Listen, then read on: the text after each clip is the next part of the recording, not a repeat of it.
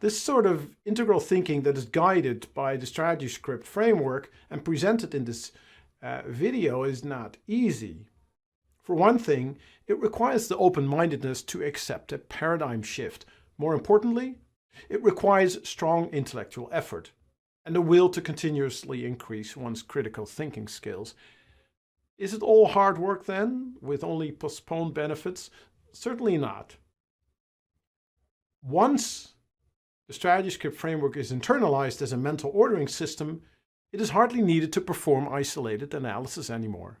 In fact, everyone that takes the strategy script's bird's eye view can start with the more pleasant task of discussing the relevant reasoning in a particular decision-making context before any analysis work is needed at all.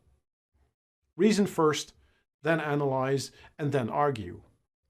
That is the strategy script's implicit credo.